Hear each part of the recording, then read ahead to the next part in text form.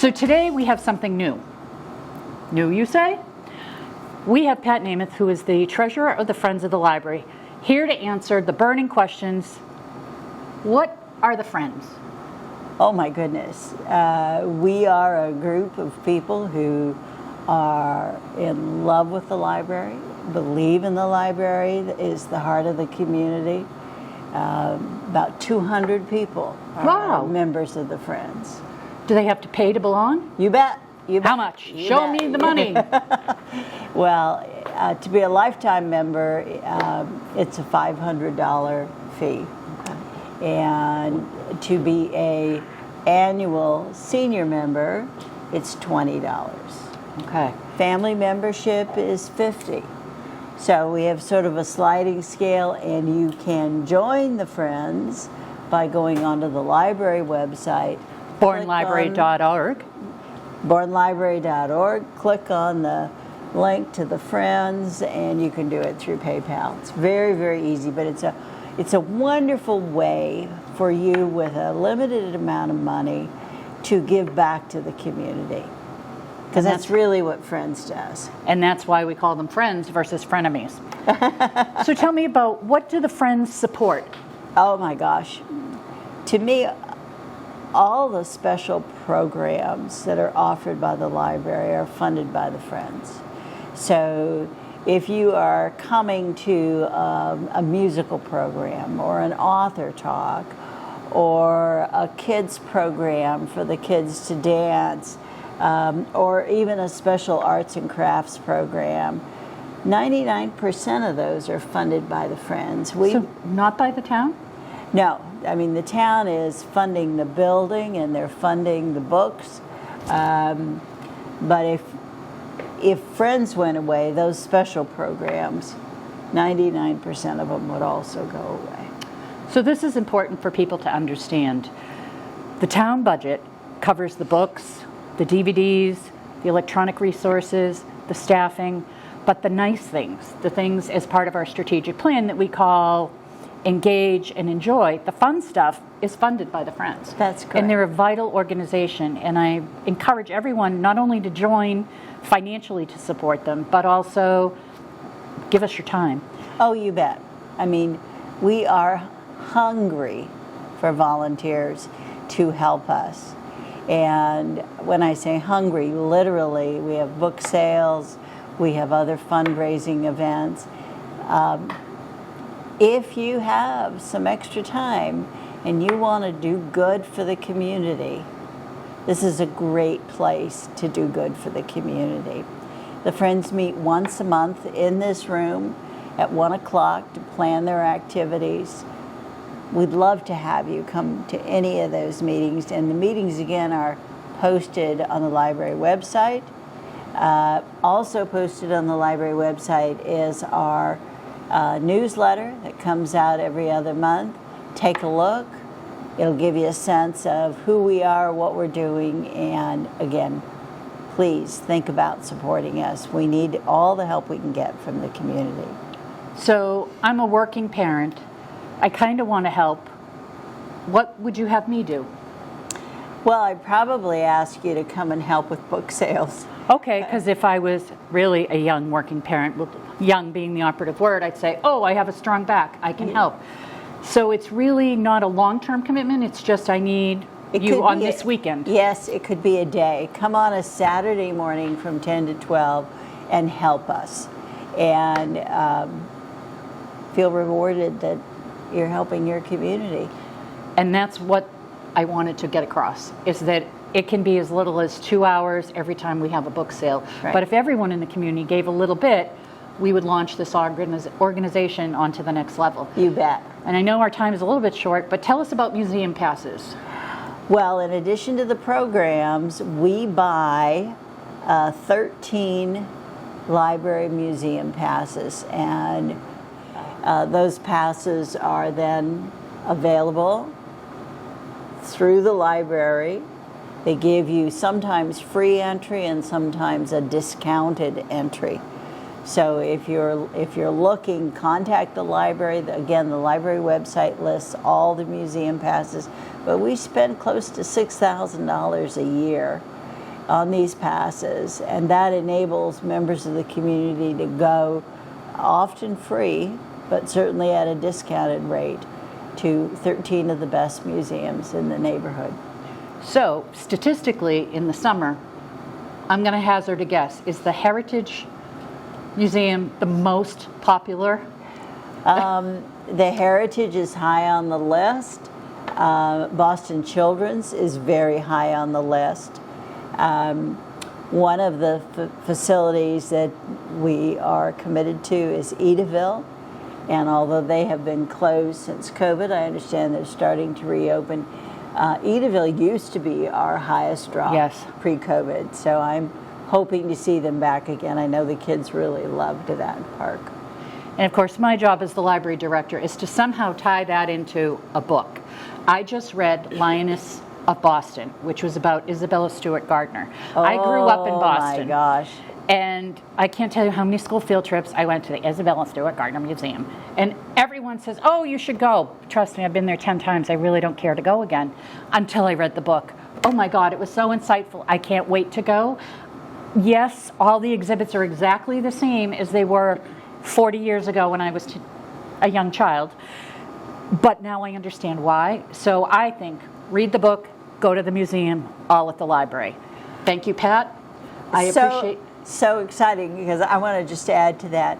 I think many people know that's one of our museums that we buy passes to, but many people know that they spend a year growing nasturtiums to hang from the balconies in the spring. And if you've never gone and seen the nasturtiums falling down 3 stories into that courtyard, you've missed one of the joys of life. And if you read the book, which were based on her letters, how she became friends with the gentleman who grew the nasturtiums. Whoa, I got to read the book. Lioness of Boston, can't remember the author, sorry. It's on our catalog. And get the museum pass from the friends. Super. Thanks for joining us, Scott. Thanks, Irja, okay, for take care. having me. Bye-bye. Bye. Hi, everyone. Howdy. I'm Kathy. I'm a very hot area. It's hot. This summer has been hot. It is. It is. And the air conditioning here is not 100% refreshing. correct. But you want to have some refreshing fun? Yes. How is that for a segue? We are halfway through summer reading. Wow, already. Don't get choked up on me now. I know it's moving, but it's not that moving. So we have a couple more concerts coming up. Okay. We have one concert that if you are in the mood to just chill and have like nice quiet, you're rocked out from the music across the way. Yeah. On Wednesday, Wednesday, yeah. August 2nd, we're having Scott Ouellette, who plays classical guitar, but he plays everything from flamenco and tango and Latin music, but it's all really chill. Yeah. So you could, and it's instrumental, it's all instrumental. So you can sit outside, bring your lawn chair, bring your blankie, maybe grab a lobster roll. It's just like that kind of music, like just a really relaxing evening. Hopefully by August 2nd it won't be as bloody hot as it is now. So, what have you been doing this summer? Well, summer reading. Not just what you have to read for school, but us adults, we get some great summer books to read. Did you say summer reading? Or All the Days of Summer. This is a hot new book. Hot. I just got it here at the library. Also, if the heat is getting to you, why not do Christmas in July or August or whatever? Here is an Irish Christmas. An Irish Be Christmas. Jesus, no good will come of it. Oh. Well, speaking of be Jesus, what good will come of it? Yeah. And Christmas in July. As you know, we're doing a survey. I know you're sick of hearing us talk about the survey. Trust me, we're sick of talking about it. But we need you. Really, August 4th is the deadline. One of the comments that came back about the library, something that someone liked, was they loved our crazy displays, including Christmas in July. Right. So sometimes we're always racking our brain. Oh, we want to display some books because all the bestsellers are out. We need to do something. And we have a book and we look and it's National Ice Cream Month or whatever. So we're happy to have that feedback that people really do look at our crazy displays of Christmas in July. Right. And a couple of other books I wanted to recommend. I just picked up from our perpetual book sale, which is right in the hallway as you're coming in from the parking lot. to benefit the Friends. I found Outlander. Oh, Now, here if she you- goes again. Oh, yeah. Yeah, everyone knows I love Outlander. Oh, Jamie. okay, it's on season 7 on Stars already, but if you want to see how it got started, and of course there's much more in-depth in the book, this is a great read. If you're tired of summer again, Winter Garden by Kristen Hanna. This was the first book that she did that I think was a really good, meaty book. Okay. And that was very enjoyable. And then Downton Abbey. I'll never forget Downton Abbey as well. And this is actually the real story behind Downton Abbey. So that's a good read too. So those are all $1 or $2 in the hallway. Come get them while they're still here. And of course, everybody's on the Ellen Hildebrand Yes. wait list. I feel like last year we taped the exact same sentence for Hotel Nantucket. Yeah. But here we are. We still have 28 summers available. The Identicals, I grabbed these because they were together and they were easy, but we have them in book, audio, on ebook, just plenty of formats. You're going to have to wait. There's 500-600 people on the waiting list. Wow. For the new book. What is it, 5-star weekend? Yes. And someone said, well, why can't you just buy more copies of the electronic version? So I want to spend a minute talking about the electronic version. When we buy a digital copy of a book like Ellen Hildebrand's, it's only good for 28 checkouts. And we pay close to $100 for that. Wow. So think about the list, and that every library on the Cape is bought at least one copy. Contractually within CLAMS, if there's more than 10 people, we're supposed to buy a second copy. We've now spent $200 on 2 copies for 56 checkouts. So the thing I'm asking is, if you get notified that a book is ready on Libby and you don't think you're going to read it, please use the manage hold function. It skips to the next person. You don't lose your place, but it doesn't count as a checkout. Right. So what we're seeing in summer is everybody's busy. The book comes out. I don't have time to read it. We've paid for a checkout that didn't get used. So we're just asking to please swipe responsibly. It's your money, honey. Pretty Really, much. Really. The other interesting book I saw was Fiona Davis has a new book. She writes about women, strong women in the landmarks of New York City. And this time it's Radio City Music Hall. We could be the Rockettes. So I don't think our leg lengths are the same. Not even Just close. saying. Not even close. Anyway, this looks like it could be a really fascinating book. Okay. So, and also The First Ladies by Marie Benedict is out now, and that's all about Eleanor Roosevelt. So that would be a fascinating read as well. And you may remember we had her as a speaker. Yes. Which is always interesting to hear the background story of how she selects these books or who the women characters are. And she said she had something like 20 female heroines that she wanted to write about. Wow. And it just depends on how fast the research comes in that particular book gets written. Yeah. So she's Very an cool. interesting person. The other thing I want to mention is we're halfway through summer. Right?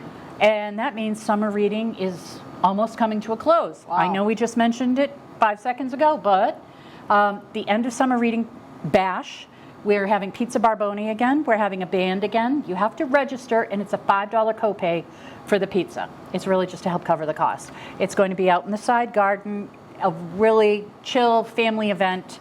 When is that? Please hold. Thursday, August 17th from 5:30 to 7. And the music is by Liam and Johnny. I don't know anything about them. We'll tell you more about Liam and Johnny. But you want to register because we only order a certain number of pizzas. Right. And it's all ages are welcome. It's not just kids who did summer reading. If you were an adult who did some summer reading, come on down. It's fun. end Or of you the just summer. like entertained by kids eating pizza. And dancing around. Dancing around Yes. crazy, yeah. Other than that, all of our events are pretty full. So normally we talk about what's coming up. Our Kijong is almost full. Our different yogas are full. Gigs in the garden, those are still ongoing, as I mentioned. And we have one other big thing happening at the library. The survey. Did Yes. you say the survey? I thought we weren't talking about that anymore. Okay, we really should talk about the survey Okay. because it's not due until August 4th. And we really sincerely want your opinion about what's good about the library, what are our challenges, and what we could do in the future, how we can make this a library that's even better for you. So we need to hear from you, otherwise it's just what I think, and that's not enough. So we need your feedback, and it will take you 5 minutes. And positive or negative feedback. Yes, If we you want say, to I hear hate it." your hours, I hate the parking lot, I hate the bridge, you can tell us all that. We have thick skin. We need to hear it. So please fill out the survey. It is on the front page of the Town of Bourne website, as well as the library website. And you can pick up a paper copy if you don't feel Right. comfortable doing it electronically. You can pick up a paper copy here or at the community building and return it to any town department, and they'll accept it and get it to us. So if you decide to take it from the community building and then you're going to the landfill, you can drop it off with them and they'll get it to us. Really? Interdepartmental cooperation, that's my motto. Well, okay, so remember though, August 4th, that is our deadline. Thank you. See you soon.